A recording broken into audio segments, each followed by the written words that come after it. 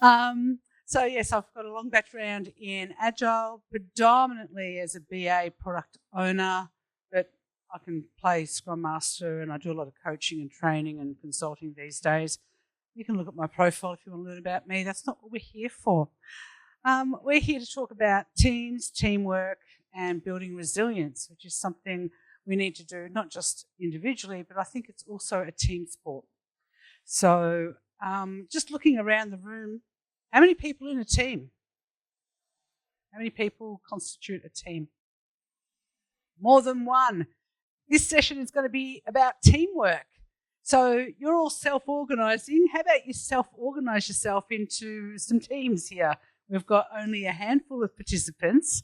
So perhaps if you'd like to maybe buddy up with a few more people and create some teams. I'll leave that to self-organise. I'll give you 1 minute to do so. Oh, my clicker. There it is.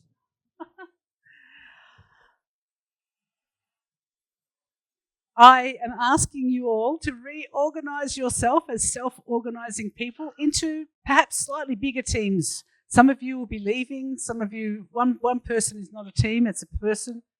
So anybody who perhaps maybe wants to jump in with some bigger teams, are you guys leaving too, right? Yeah, that's what I'm just trying to understand. There's a few people who will be leaving. So the people leaving, perhaps, sorry, I don't know your name, I would advise you to come to another table because all of those people are leaving you in a minute. I know, joys of this time of day. So perhaps jump into another table. Excuse me, I'm sorry, I don't know your name. Jump into another team. All of those 3 people you are with are leaving. They're not staying for the workshop, unfortunately. So perhaps jump in. And perhaps, again, a team is not one person, team is multiple. So jump in. So we're basically going to have 2 teams here. This table and this table. Choose who you'd like to work with. Fabulous, fabulous, fabulous. This is a workshop. I'm not talking the whole time. In fact, you're going to be doing more talking than me. So let's start with the first part of our talking is saying, well, I'm from Australia. We say g'day, and we say it all the time. It's not just on Crocodile Dundee. So say g'day to your new team. So I'm going to give you a few minutes on the clock to quickly, if you haven't already introduced yourselves to each other, you don't know each other, say a quick hello. And see if you can come up with a team name. Worst case scenario, put your initials together and see if they make a word. That's always very fun. And then the important thing is, as a group, with no Google, no AI, no phones, no nothing, define what is a team. What is the definition of a team? I'm going to give you a few minutes to do your little exercise with your team. You can do yours. I know you're going to be leaving. You can do it still. All right. Yeah, you're the abandonment team. All right, away you go.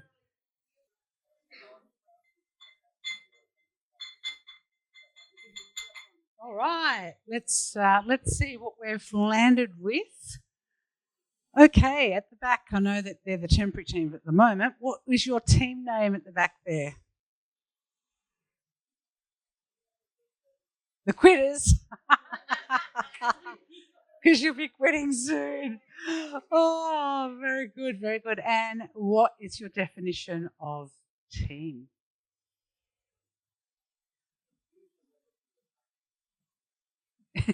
Which you won't be. Oh, good. Lovely. Thank you, Quitters. Oh, that's it. Shed God, get out of here on time. Nice. Over here, what's our team name? Champ? Oh, nice. Oh, perfect. That's great. Champions. That's great. And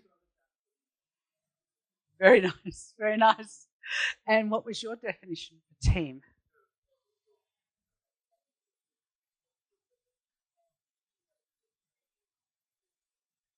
Nice. Very good. Fantastic. Thank you.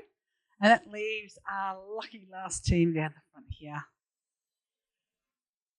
Warriors. Like, nice. Very good. And your definition for team? Very good. So very similar everywhere. Thank you. Good stuff. So when I looked for the definition of a team, there were so many different versions, but they all have the similar theme, which you have all mentioned, a group of people working together for a common goal. But I found this interesting definition on Wikipedia. A team is a group of individuals, so individual people, humans and non-human. Well, that was interesting. Non-human. AI? Non-human? How about our equipment? Is your PC part of your team? It's weird, right, when you think of non-human. But when I thought about that non-human aspect, I thought very quickly of horse and carriage and farmers working together. They're a team. Dogs, sleighs, exactly right. Even in the airports, you see people working with dogs and all sorts of other animals. So I was fascinated with the animal aspect, that humans and animals are working together, even teams of horses on big long haul things in the old days. But I actually thought about it from that AI perspective, and I thought, wow, that's an interesting kind of philosophical debate for another day, not for now. Anyhow, that people who are interdependent, and I thought that was an interesting point to bring up, that they're not standing alone, they are dependent on each other, and there's multiple interdependencies between that team to accomplish that shared and common goal that they're all striving for. And so their respect for information, resources, knowledge and skills to combine their efforts. And I thought that that's something that we just don't talk about enough. We're in a team, we're getting stuff done. But how often, even in your retros, do you really kind of remember how we are combining and how we are interdependent with each other? So I thought that was an interesting way of just kind of bringing up and reminding ourselves that, yeah, we're not just a bunch of people, which is my next slide. A group doesn't necessarily mean a team. And when we think about teamwork, a collaborative effort for that common goal. And people reporting to the same manager is not a team. Doesn't mean that they're working for a common goal. So it's a coordinated and cooperative effort together. And I find too often, as a coach, as a consultant, I attend and I work with teams, and they all just talk about what they are doing. I'm doing, I'm. I don't hear we. Rarely do I hear we are doing. It's all in your Kanban balls. You may as well just be siloed sitting in the same room saying, oh, we're a Scrum team, whatever it is. So I thought it was really interesting to redefine that just because we're all grouped on a project together and perhaps working on this thing doesn't sometimes mean, yes, we're a team technically, but how is our mentality? And that's really what I am passionate about, and I think of, yes, I used to be a developer, I used to be quite technical, blah, blah, blah, but what I'm passionate about is the human side of Agile, the human side of all work and non-work. I also teach a lot of mindfulness meditation and run retreats and blah, blah, blah outside of my Agile stuff. Anyway, so if we are thinking about Team Awesome, the best team in the universe, what would their behaviours, qualities and attributes be of an awesome team? Not just a good team, an awesome team. Have a quick brainstorm. Is that a question?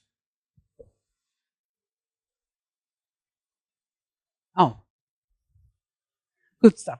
All right, so a few minutes for you to brainstorm. What are the behaviours, qualities and attributes of an awesome team? Have a chat, a couple of minutes. Tips on awesome teams. So, all right. So let's go to our champions team down the front. And can you define the behaviours, attributes? Yes. Warriors. I'm sorry, you're warriors. Warriors. You're the warriors. I'm sorry. Yes. Mixed it up.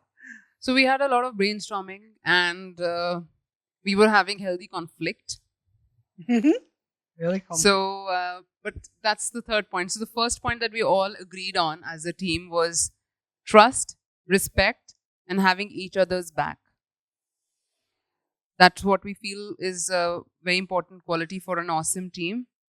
The second one was accountability, where everyone takes responsibility to own outcomes, and outcomes could be team goals. Third would be Yeah, the third one is healthy conflict. So for getting the best solution. Fourth one is the open communication, transparency, and find is properly defined roles and assigned work. That's fantastic. Thank you. And one thing you said there that was something that we don't talk about is there should be healthy conflict. We should be able to challenge each other and disagree with each other, because by doing that we come up with the best solutions. So that was really well said. Thank you, our Warriors team. All right, my Champs team. What have we got? Thank you. Okay, so we have the typical corporate jargons: collaboration, ownership, accountability. But we went ahead and we thought of having us. It's a group where there is an emotional quotient with everyone. We have empathy towards each other, and one thing that we found was that this group, that Team Awesome, is a safe place for everyone. Mm. They trust each other and they understand, and they can speak their mind freely without thinking of any backstabbing or back talking. So everybody understands where, even if someone puts out a negative comment, they understand, okay, there is a background to it, and they don't share it outside their group. It sits within the group. You contribute to solve it, you remain neutral. So, love that. And empathy and understanding and freedom to talk. And there's a whole topic on psychological safety where it is safe to speak your mind and feel that you're not going to have your head chopped off or something like this. Fantastic. Lovely stuff. All right. My critters team at the back, did you have some thoughts? All right. So the first thing is your team will always have your back for everything that you do. Work on fixing broken things together without having to worry who's going to fix this. It's not. There's no blame game involved. And a good team together will never be judgmental on each other's behaviors, and understand that whatever somebody is doing because of some something that would have happened, something that's driving that particular action. And the last point that we could come up with is joint ownership that the team will have for everything good, bad, ugly. I like that last point. When we define teams, we talked about shared and common goals. That means we share our successes and our failures together as well. It's one goal together. We achieve it together or we don't achieve it together. I did my bit, but you didn't do yours, so you made us fail. No, we didn't support each other. Maybe we should have intervened earlier. There's a quote that I love and I share with every team I work with. I talk about it a lot. And the quote, when I look for it, it's from Anonymous, which means there isn't anybody attributed to it, so I'm just going to claim it. And the quote goes something like, "We are best as a team together when we can complement each other without embarrassment and disagree without fear." And I really thought that was interesting because healthy conflict, which came up, but, compliment too is to appreciate each other and those softer things that we, again, don't talk about. Our retrospectives are so busy talking about velocity and estimation or whatever it is. It's just like, how about we talk about empathy? How about we talk about how we appreciate somebody else? One thing I introduced into one of my teams is the starting of my retro started with a genuine appreciation for one team member of something that happened in that sprint. And not just, thanks, Joe, for doing this. Thanks, Joe, for helping out that test, because when that testing was done, it saved us an hour and we were able to deliver on time. So not just saying something, but also what the impact was. And that's so powerful when we learn to just not say, oh, thanks for that. What impact did it have? So complimenting, but also that healthy conflict. So we should be able to raise our thoughts and share our examples and say, well, I think that X, Y, or Z. So there's a wonderful articles by Carl Week, and his theory about teams and great teams is they should be a bit more like a jazz band rather than an orchestra.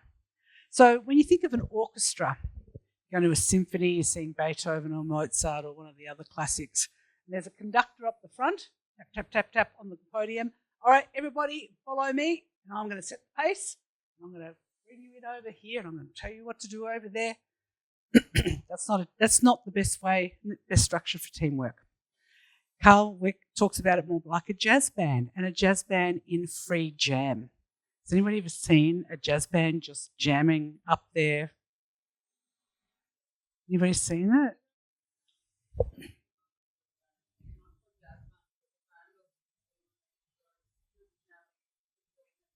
Yeah. Going with the flow. Has one person told everybody what to do? No. So it's all about acting in real time and working together and responding to each other in that way. And that's what a great Agile team looks like. So some of the points that Carl brings up is we need enough structure. And when we talk about just enough that allows us to work together effectively, but not so much that we're stifled. Imagine a jazz band if everybody wanted to play in a different key, in a different rhythm, a different timing. It'd just be horrible. So there's got to be enough structure. We're all going to be in the key of G major. We're going to work at this beat, and we're going to play vaguely in this. So there's enough structure, but within that structure, we've got freedom and movement and flexibility. So knowing what's fixed and what's flexible is really key in a team. Matching the pace of the team rather than working independently. Have a think about your teams. Is that really what happens? Is the team staying at the same pace together, or are there people miles ahead? In fact, I see so often devs that are working on the next sprint, actually. Oh, I'm working on stuff for the next, and I'm like, how about you help out? We'll stick together. How many teams are familiar with this fun story? We've brought in 5 stories for the sprint, and all 5 do design, all 5 do code, all 5 do tests, and then all 5 at the end. How about we do one at a time? Get one done, then the next, and the next, and the next. And that means we're actually going to be coordinating better together so we don't race ahead. Because if we're running our sprints that all of them are designed, all of them coded, all of them tested, all of them implemented, it's called what I call cascading waterfall, not agile. It is, it's cascading waterfall. You're not really getting one thing done at a time. In fact, each user story should be a team goal.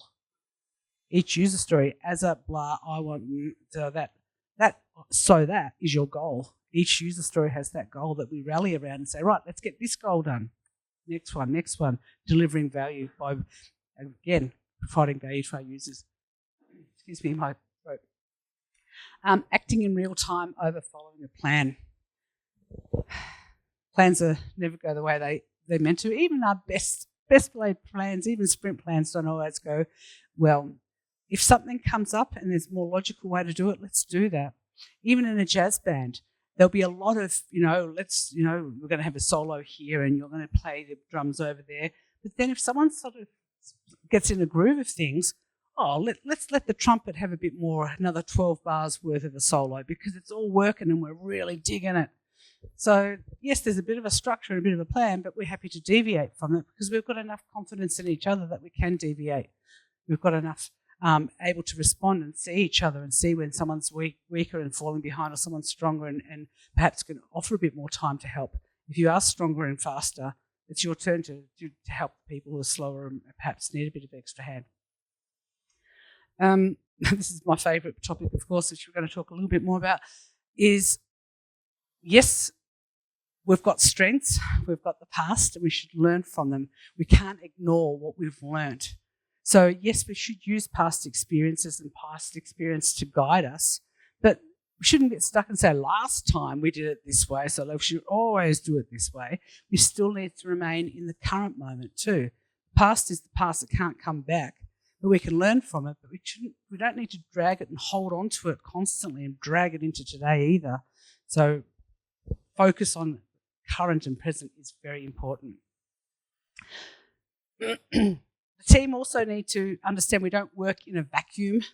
We don't work independently as a team that we can do whatever we want. We need to recognise the environment that we're in, and that means other teams around us, the greater organisational goal, our constraints, the portfolio, the strategy of the organisation. So we need to be aware of the bigger picture. And lastly, open to deviate from plans, which I've already really said, and confidence in the team to deal with the unexpected. And that's really, again, going back to why resilience is so important. Because when the unexpected happens, it can really throw your confidence individually and as a team. Here's our sprint review. We've presented the latest release or the latest build. And our stakeholders or our product owners have gone, no, it's not what's going to work. I'm sure you've all had that sprint review that you've had feedback that wasn't that you've done the perfect job, even though you might have done the best thing at the time, but things have changed.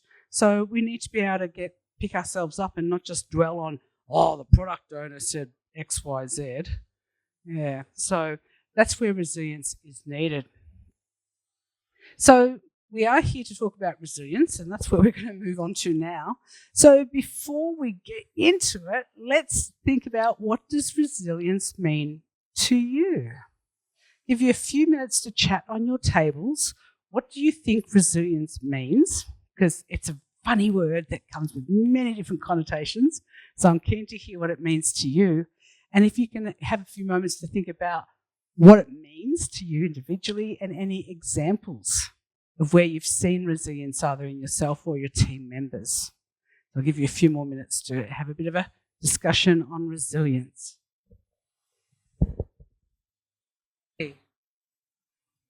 Okay.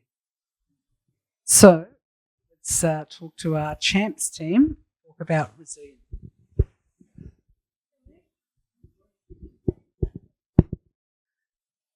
So coming to the meaning, we thought resilience is the courage that somebody possesses in general. But when it comes to agile teams, we just thought of an example.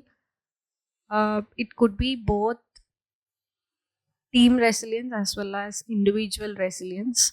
When it comes to individual resilience, the leader or the team member or any person should be resilient enough to sometimes say a sweet no to the other person because of certain circumstances. You can't always be like, sure, I'll do this, sure, I'll take this. There will be times when you'll have to push back and say, sorry, we can't do this. So that could be an example for that.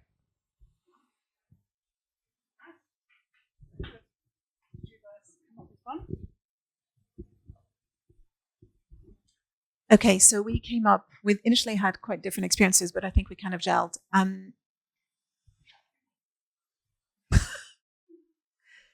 For Sanjeet, it was all about getting back in the saddle.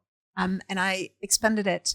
For me, resilience, and he agreed it worked as well, is an engine that powers you through the day, that is fed of intrinsic internal factors. Your resilience can be powered by your hope, by your faith, by your anger, by your disgust, by anything. But the resilience is the engine, and it doesn't just apply in tough situations. Resilience is also in good situation. You continue to do things even when things are good around. Okay, the example I shared with Sanjeet is like, if you're getting married, you still show up at work. If there's a funeral going on, you still show up at work. If there was a good day at work, you still cook dinner at night. If there was a bad day at work, you cook dinner at night. There was a good day, you order takeaway. There's a bad day, you order. You see where the resilience comes in? I really like that. And thinking about resilience is not just in the bad or negative circumstances, in everyday circumstances, is to continue to come back and keep going. Yeah. Oh, yes, absolutely. That engine component. I love that too. Great analogy. Over here, our warriors.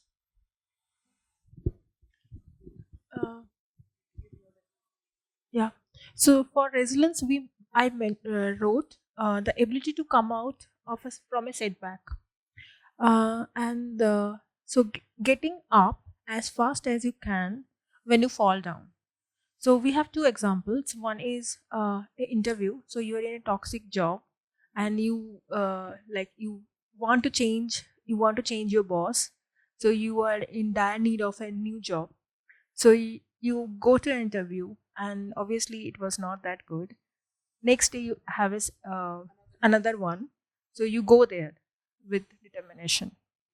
There will be another one we wrote, but I don't wanted to say that I want to take another one on the card. So suppose you are driving and Indian traffic is pathetic.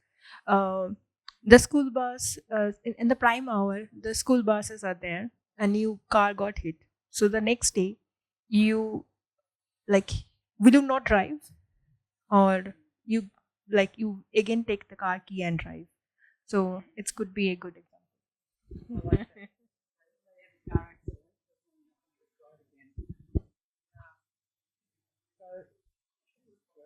that we want to also say is that a strength of resilience is how many days do we take the car out versus, and as we build that muscle, it's not like I'm going to hit the car only once, several times. And we were actually sharing our experiences that happened with me where I was hit by a bus and I did not drive for 10 days. Because I was just like, I can't, what will I do? Then I took my car after 10 days. So then I got after later on I got hit again, but this time I said no. I'm going to take my car out. And I have a food now. I have to now my car is on direction. And I have to stay. So I move forward with that. So I built that muscle of resilience in this space. And I really like that muscle analogy. It's not something you do from the start. It's not something that you form with and you build it out. It's something that you work on each one of the muscles.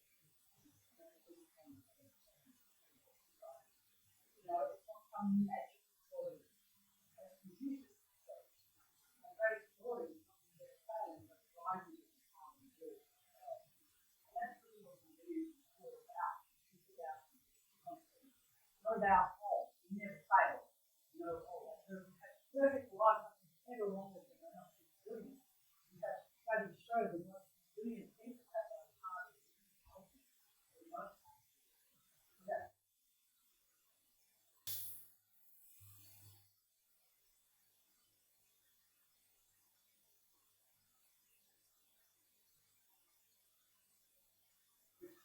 Everyone's what's happening on the outside, like that. Your thoughts will go all night, right? You have to wake up and wake up. So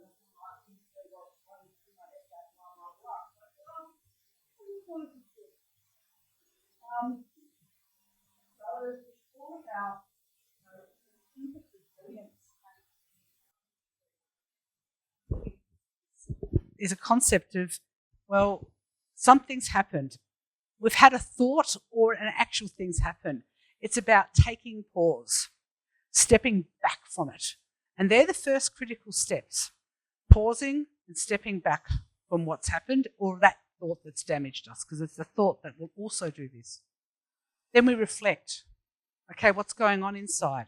Not get rid of, not pretend it's not there. Yes, I'm sad. Yes, I'm angry. Yes, I feel hard done by. Yes, I feel disrespected. Yes, I feel whatever I feel. And acknowledging that. Yes, it's happened. It's not about pushing it away and saying, oh, no, you shouldn't have emotions. We are emotional people. We do have them.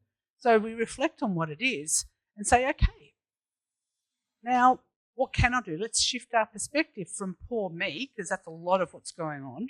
We all know that. Poor me, I should have, it's unfair. Oh, how can they do that to me? Blah. Shift our perspective and say, well, okay, what can we do here? What can we work with? And then we start thinking about, well, what can we do? Instead of what we can't do, or reframing what happened negatively and wishing, oh, I wish it was this, I wish it was that. Yeah, great, I wish it was something different, but it wasn't. It was what it is. So we need to change this perspective and say, well, it wasn't what I wished for. It didn't turn out the way I wanted it to. How can I now go forward based on what has happened? What are the options I've got now? Not going back. What can I do looking forward? And that's the part of resilience that's the hard part, because there's a lot of neurobiology and neurology going on in our brains and the way that we've been wired to learn, and be negative, but to actually sort of say, okay, that was the past. Now, what's forward from this moment forward? And the last part is we have choices, and it's tapping in by doing that reflection, by acknowledging what's happened, and then saying, what can I go forward with? And then choosing wisely, choosing our actions, choosing our words, and dare I say it, choosing our thoughts a bit more wisely. Because you actually can choose your thoughts. It just takes practice. I'm getting the hang of it after 25 years. So this is where mindfulness comes in. And of course, there's many paths to resilience. Mindfulness is just one. There are many, many other aspects as well, including relaxing, pampering yourself, self-love. We talk metta. I know it's Pali. I don't know how it translates to Hindi. But metta is like love and self-love. So we talk about metta for self, not just, again, I'm from Buddhist faith, so we talk about loving kindness for others, but we have to start with ourselves. That analogy, when you're on the aircraft and they say if the oxygen masks drop, fit your own mask before you can help others. The same thing. Before we can help our friends, family through difficulties, we have to help ourselves.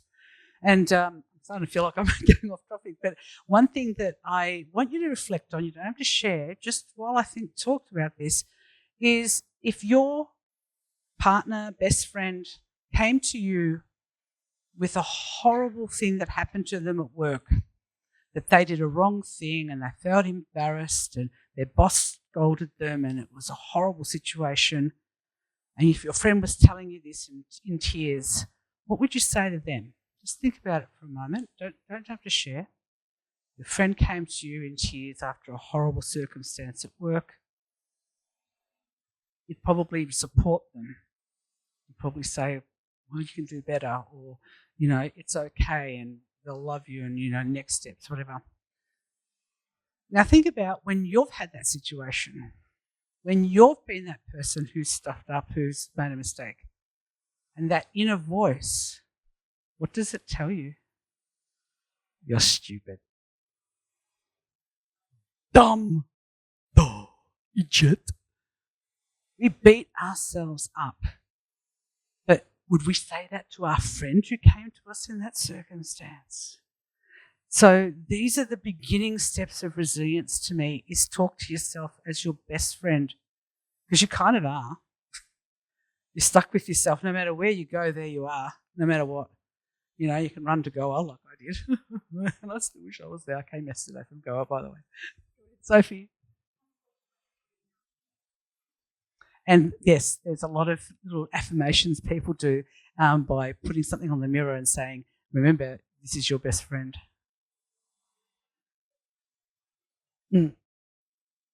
Nice. Yeah. And remembering that you've got your own back. And that's what resilience is to me, is I have this. I got this. Not, I'm dumb. I'm worthless. Who's going to care about me? Resilience is all of those things. So these types of things need mindfulness, because the problem is with all what I'm talking about, it's so happening on an unconscious mindlessness kind of plane. We're not barely aware of what's happening half the time. So mindfulness brings into mindfulness, another word for mindfulness very simply is just awareness. Aware that what are we thinking? What are we saying to ourselves? How are we viewing this now? So mindfulness can snap us out of these cycles. It's one of many tools. So when we talk about mindfulness, there's many, many different definitions, and I don't go into the whole east, west. It's all about awareness. Now, it sounds simple. Yes, it's awareness. How many of you can think of this situation? You're driving to work or to your friend's house or to your school pickup, and you're driving, and it could be in traffic and it could be 45 to an hour, and you arrive to where you're going, you suddenly go, how did I get here? Hang on a minute. I don't remember, did I stop at the lights? Was there a pedestrian? Was there a cow? Maybe not so much in Bangalore, but I mean in other places. But you don't remember the trip because what's happened? You're daydreaming. You're driving on autopilot. And this is a part of us as humans. In fact, neuroscience tells us 47% of all our waking hour is spent in this autopilot default mode. And it's not a bad thing. It just means that we're not really aware. We're kind of in our own thoughts, lost, and we're doing things like driving on autopilot. We're not really aware. In fact, you can barely be aware of what your actual thoughts are. You're not aware of your surroundings, that's for sure. So mindfulness is all about bringing the present here now and being aware and acknowledging, hey, what's going on? What's going on inside between these ears? Again, outer awareness is important as well. And that's where the teamwork aspect comes in, because it's inner awareness of what's happening in me. Am I beating myself up? But it's also awareness of what's happening with my teammates. Am I seeing someone struggling? Perhaps they're mentally beating themselves up. So it's awareness of what's going on with our teams as well, inner and outer awareness. We also talk about observation without reaction. I used to talk about it being non-judgmental, but now that I've done a few more years of study, I start thinking it can't be non-judgmental because it's never going to happen. It's about non-reactivity, I think. So we can view things as good, bad, or indifferent, but it's all about how do we respond rather than react. It's about observing, it sounds really, this is a horrible word, dispassionately. Really weird word, right? But dispassionate means without all that emotion, without attaching everything to it that we like to do. So mindfulness is all about observing and just holding it for what it is without putting all our perceptions and reactions and thoughts and bias and judgment all over it, and then that takes us off on the path. So we just react, just okay. There's a beautiful story from Dhammapada, one of my favourite stories, where the Buddha, I want to say he's in Sarnath actually, holds up a daisy or a flower, and he just sits there. And his Ananda, his number one follower, said there is the universe there, because he recognised and could experience the flower for what it is, rather than, we associate flowers with weddings and birthdays and gifts and Valentine's Day, because that's what we do. As soon as we see a flower, we associate, but you can just see a flower and just say flower without all that association. Hard to do, by the way. Easy for me to talk about, hard to actually do. Mindfulness is also about deliberate attention. So there's a lot of aspects there, but I always use the analogy of going into a pitch black room. You've gone into your house, there's no lights on, everything is black, but you have your phone or a torch, a flashlight. When you turn it on, you can maneuver the beam of light. I wonder if I can do it without. There it is. So I can move my pointer anywhere in the room. I can move it up here to this thing, or to this light, or to here, or to the machine here. I can direct this anywhere I want. Same with a torch in a dark room. That's what your attention is. You have full control over where it goes, whether you're paying attention to me now or something else. If you're lost in your own thought, it's completely in your control. It is only in your control too. So deliberate, I've gone somewhere. I've gone cuckoo, haven't I? Oh, well, we'll go back, shall we?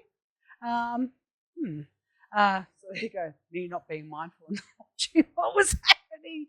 And it's also about openness, of losing and dropping expectations and saying what happens, happens. And I'm okay with it, whatever it is. I'll take it as it comes, because that's where that resilience muscle is built up, to say, I am open to what happens. I'm open to hearing that maybe what I've just finished, this work was not the best work I've done because it didn't meet the expectations of my manager or my product owner or whoever it is. The last part, which you can see on the screen, I always talk about it being a carefulness of what you're allowing to happen up here and keeping it up.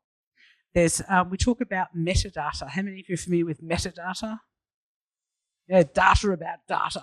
Yeah, we say, here's the data about the data that's in the database. It's a mindfulness is a metacognition, awareness about what your awareness is. Sounds weird. It sounds like a circular reference, but it's about I am aware of what I'm paying attention to. So that metacognition, and that's why it's such a great tool for resilience, because we're aware of what's happening. We stop and we pay attention. There we go for time. Gee, I better run around. So how do we do mindfulness? There's two versions. The hard part, the informal practice, here and now, moment to moment, every day, all day, being constantly aware. And it's something that we're not wired to do, by the way. Our brains work against us with this. So it's about recalling and focusing over and over and over and over again all day, every day, in the moment, as you are working, as you're having lunch, as you're talking to your kids, as you're washing your hair, whatever it is. You're not sitting there in a cave somewhere. You're doing it as you are going about your day-to-day work. And, of course, the reason I've got a gym junkie photo there is how do we build that muscle? That's formal, informal meditation. And that is a deliberate looking within, a deliberate of closing out the outside and going within our own self and looking. In the Vedas, which of course the Buddha was Hindu after all, in the Vedas they teach of 84,000 ways and styles of meditation. It's got to be one that works for you. Not every single one works for everybody.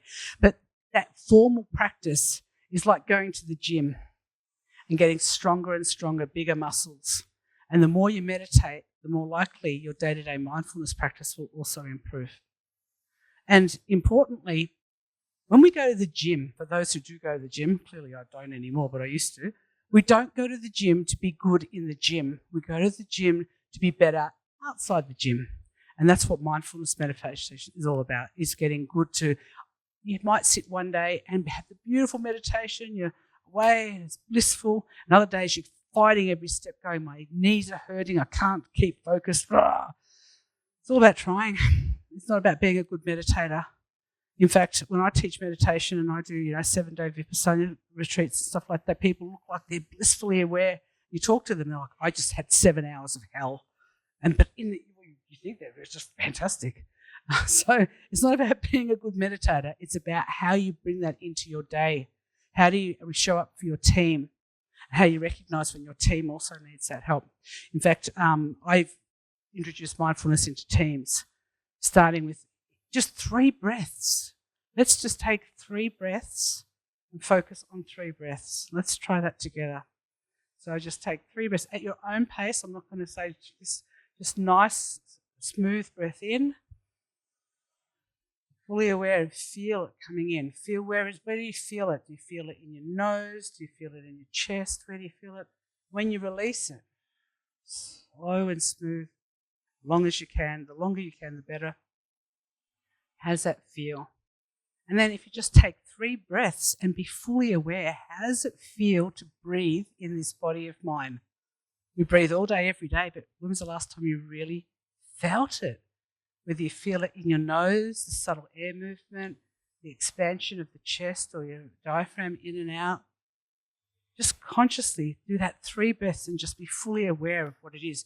You don't have to have oms, you don't have to have lotus positions and all that. Just how does it feel to breathe? 3 breaths, 30 seconds maybe. That's a meditation. And that's enough. And so I introduced that with my team before we start a retro, before we start whatever the next meeting is, just that 3 moments. And then you might do something more formal. I'm running out of time. So anywhere, anytime, you can do a meditation for as short as 30 seconds. If you're really crazy, do it for 7 days. Your knees cop it, especially when you start getting older. But it doesn't need to be hours a day, a few minutes a day. And you don't have to be sitting in a dark, still room. You can meditate under the shower. One of my favourites. Have a shower, if you can. Have a shower and concentrate on what it feels like to be in the shower. Imagine, feel every drop of water. Feel the warmth or the cool, whichever you prefer. And focus on just the feeling of the shower and purely focusing on that and being completely aware of everything in that shower. There's your meditation. It hasn't even taken extra time out of your day. You're meditating there. How about when you've eaten your lunch? Try it at dinner. How about meditate and feel exactly what it feels like to eat? whatever the flavour is, whatever the food is, stop and be completely aware of how does it feel in your mouth, how does it feel, the texture, the temperature, the spice, all of that. That can be a meditation. So meditation can be in so many ways, but it's a deliberate looking in. That's the only thing that meditation is different than just, all day meditation. It's a deliberate within. I prefer to meditate walking. People know me as the walking freak, so I meditate and I focus on the feeling of walking all the way through the body. How does it feel? Is it comfortable or not? So very quickly, I'll get you to, we're running out of time. Oh no, we're still a little bit of time. So a few moments based on we've just talked about, how do you think mindfulness might help you and your teams? How do you think mindfulness might help you be more effective as a team? Give you a few minutes to think about that one.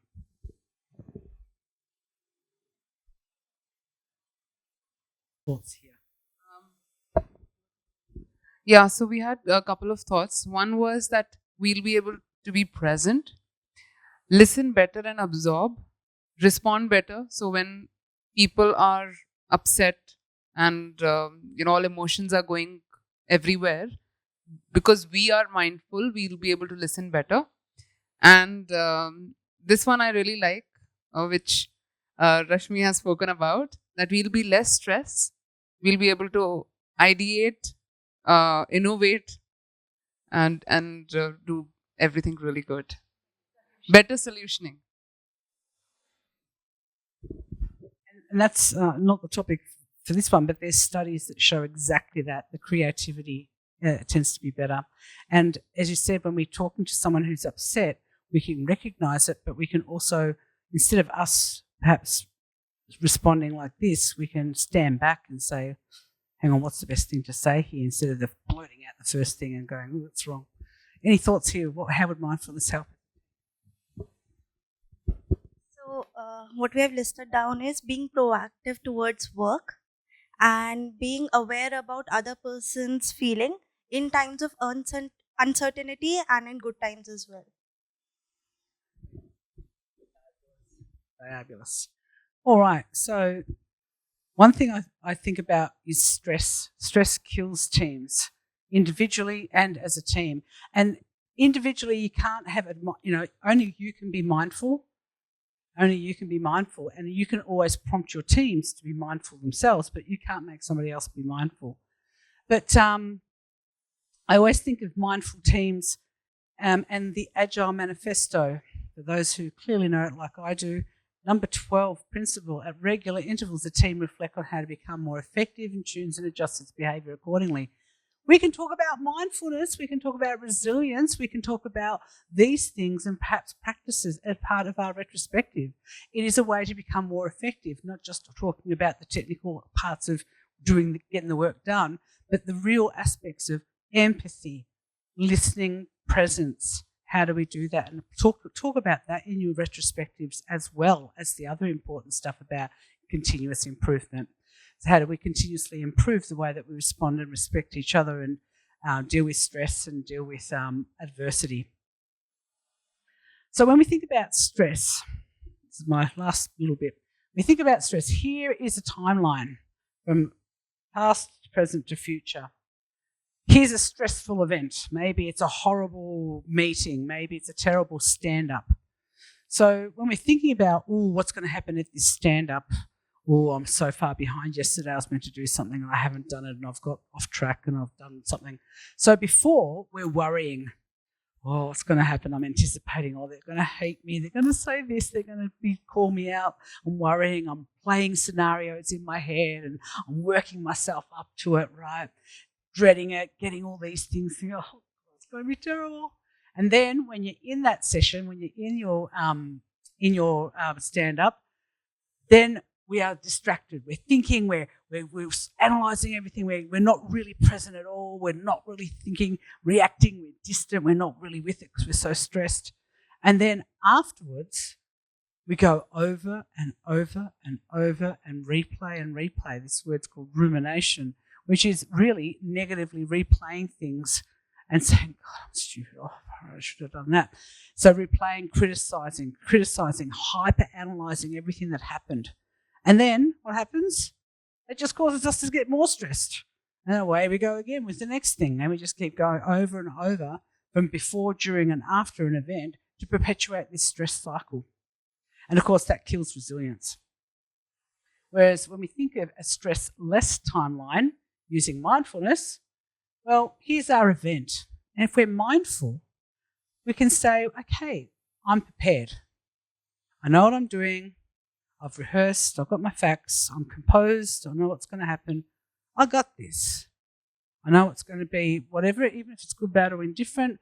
I've got peace of mind knowing I'm ready and prepared.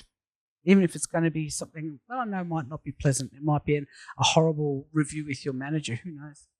Then when we're there, we can be present.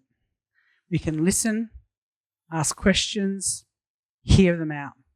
And importantly, it's all about responding rather than reacting.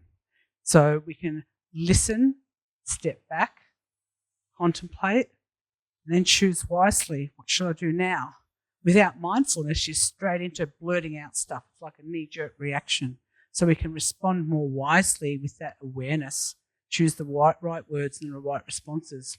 And then afterwards, we can say, well, okay, that happened. Good, bad, or indifferent. It's done now.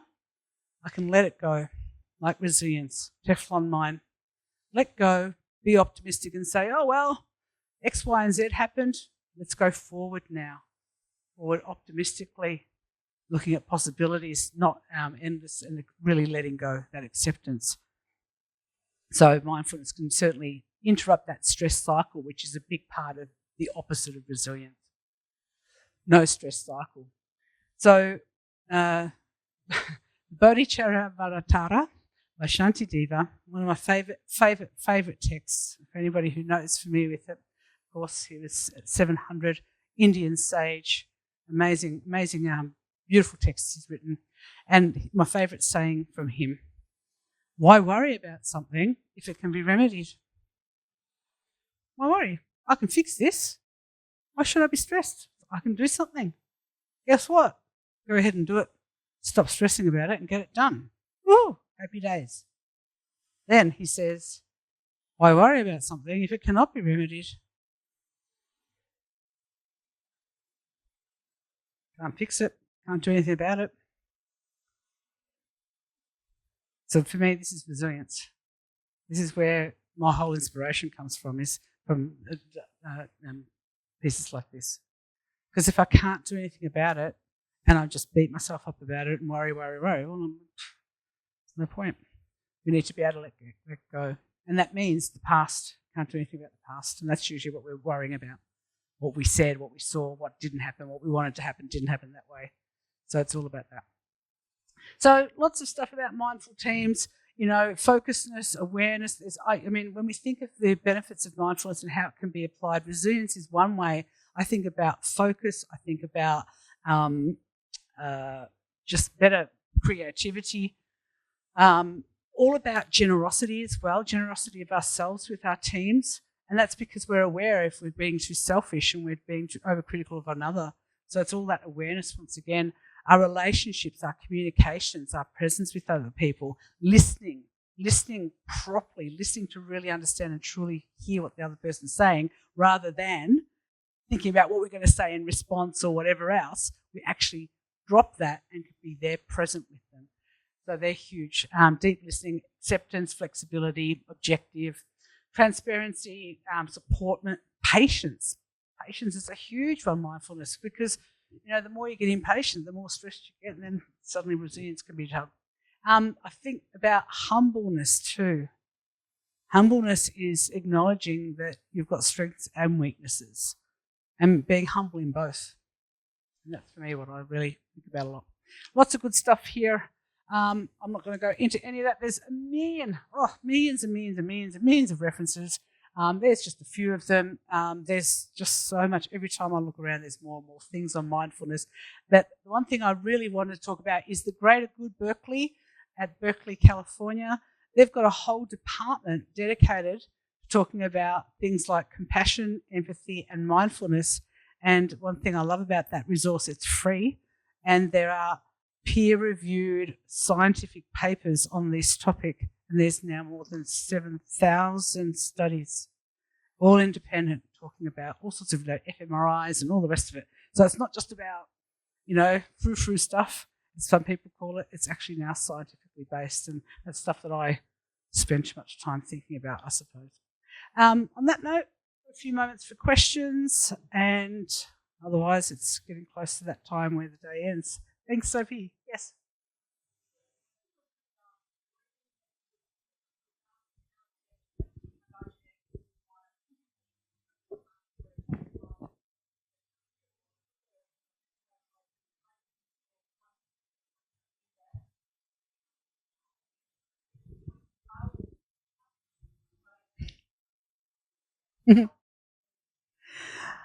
Yeah. So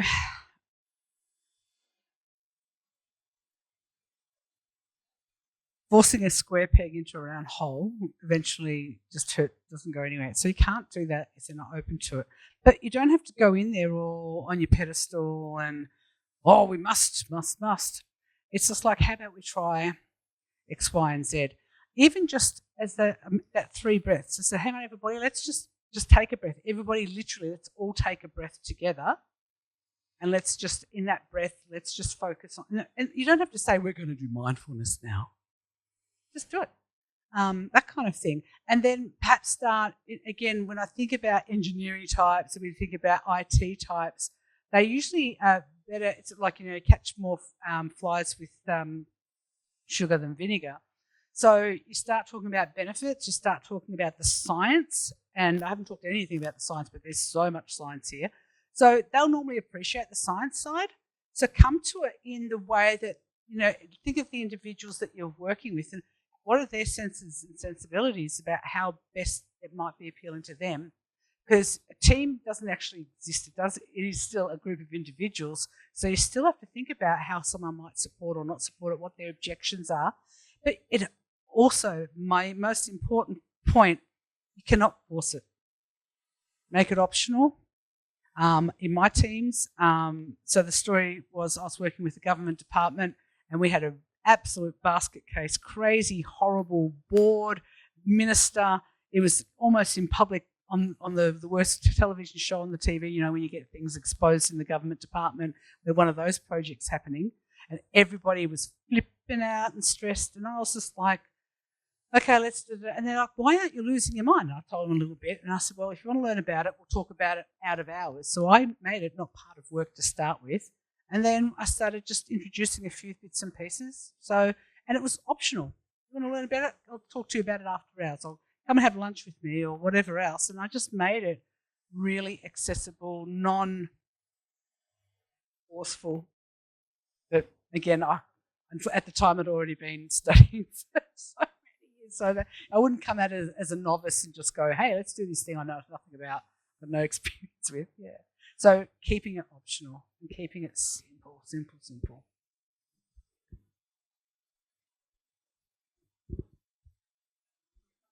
Sure.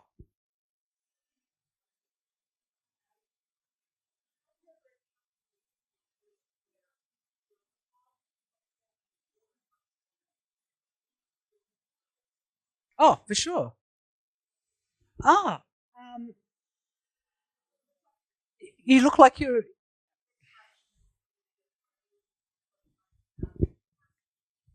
Hmm? Absolutely. I agree that it can, but you just need to say, come at it, and again from the point of view of saying, well, just because you're losing your mind and everybody around us is, doesn't mean I have to.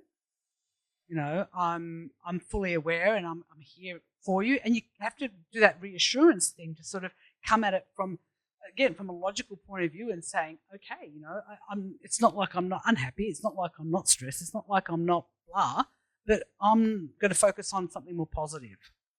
And so that's the way I would explain it is, yes, I agree. Why aren't you angry about this? I am angry. But I'm looking forward now, I'm angry, but I'm thinking of what we can do tomorrow or what we can do in this situation rather than holding onto that hot coal that's burning my hand, which all of those guys. And again, that analogy is very powerful. It works all the time because you just say, you're holding on to your anger and it's burning you. I'm choosing to drop it. Still acknowledge the situation, and I'm going to move forward so I don't hurt myself further. And that's kind of, you don't have to do all that sort of philosophical stuff, but it's an easy analogy people understand quickly.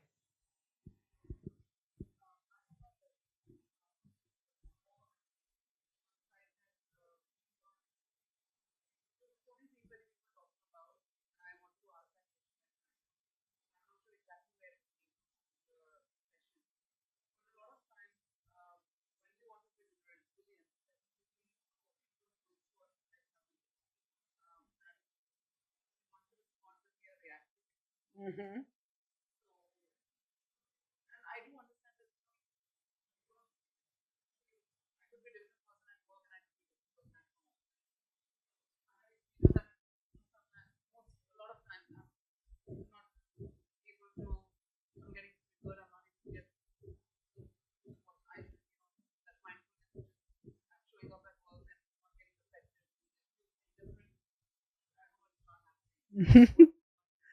This is called being human. Thank goodness we're all humans.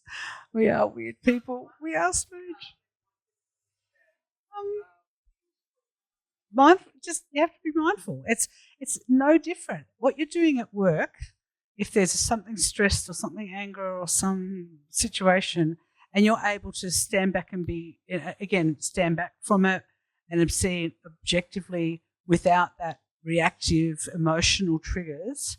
You're doing that at work somehow. So you're good at it because you're doing it. And you have to remember to bring it to your home, and it is generally harder. The more emotionally attached you are to another person, the harder it will be to be like that generally. But every situation you'll be able to be more mindful than not. And it's if that's it. Yeah. But again, mindfulness is all about awareness. I'm aware that I'm reacting. I'm aware that I'm frustrated. I'm aware that I'm shouting or emotionally jumped on the band. I'm aware, and it's about pulling back. Those steps, pulling back, recognizing, and then changing perspective and going forward. So it's the awareness that you have to be aware of it in the first place, because when you're not aware of it, you can't stop it because you're not aware. The problem is that we're not aware. And then it's too late when we do bring awareness. We're like, oh, I shouldn't have done that. Crap, I did. If I'd done it and recognised it within the first 10 seconds, well, hang on. All right, give me a moment. And people appreciate just hang on, and just take yourself that breath, that one breath, just to kind of clarify, recognise what's happening in your mind, recognising I don't want to do this. I want to hang on. And if I can't right now bring myself calmness or whatever, step away for a minute. Stepping away, if you can. I mean, if you have got a screaming child and all that, you can't leave them in the bath or whatever. But, I don't know what it is, but yeah, it's awareness. And mindfulness is awareness in the moment to recognise that I'm not responding the way I want to. I'm reacting in a unproductive, unhelpful way. And it's that recognition. And there's no one else can, it has to come from within. And that's where the mindfulness and the resilience muscle comes in, because you can recognise it quicker and stop yourself quicker. And you get to the point that you don't even respond in the first place because you've taken it in and then come at it from that more wiser, responsive rather than reactive method.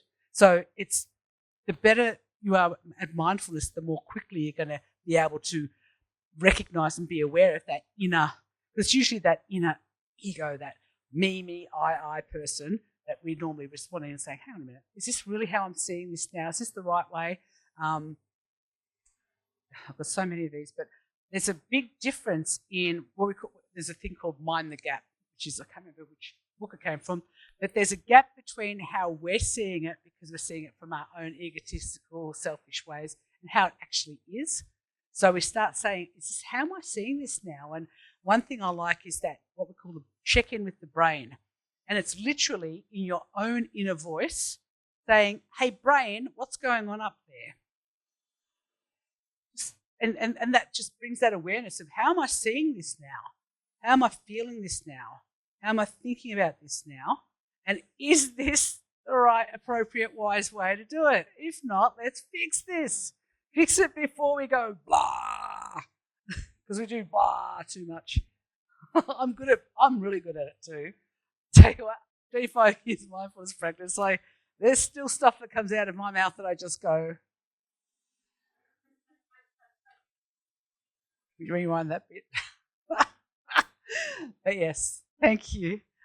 On that note, I think we should get some dinner, some rest, and for those who are travelling, I really appreciate you all coming. We're the power group. It might not have been the hundreds like the big sessions, but we had the best session. So now, when you eat, I challenge you, when you're eating, just for even 10 seconds, focus on the feeling of nose, mouth, throat, the whole swallowing, smell. See, it changes the experience of eating too. On that note, thank you. Yeah, thank you, Kathy, for giving us those practical tips. Come and talk to me afterwards. I'll be around all 3 days. For those making the resilient teams and also the mindfulness for self as well as for the team. Yeah, especially with so much stress around. Yeah, thank you. Thank you so much. Yeah, thanks.